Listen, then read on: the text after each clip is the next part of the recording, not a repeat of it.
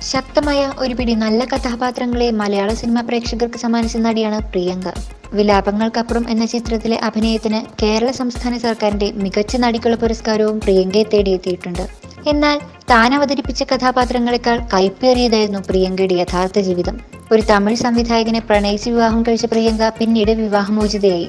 ഇപ്പോൾ മകന് വേണ്ടിയാണ് തന്റെ ജീവിതമെന്നും ഒന്നിനെയും ഓർത്ത് ദുഃഖമില്ലെന്നും പറയുകയാണ് പ്രിയങ്ക.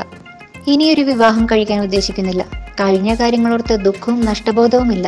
തനിക്കൊരു മകനുണ്ടെന്നും ഇനിയുള്ള ജീവിതം മകനോടൊപ്പമായിരിക്കുമെന്നും പ്രിയങ്ക പറയുന്നു. മകൻ ജനിച്ചപ്പോഴായിരുന്നു സിനിമയിൽ നിന്നും ബ്രേക്ക് എടുത്തത്. പണ്ടും വർഷത്തിൽ 1-2 സിനിമകളെ ചെയ്യാറുണ്ടായിരുന്നുള്ളൂ. ഇപ്പോൾ മകന് 4 വയസ്സായി. സ്കൂളിലും ചേർത്തു.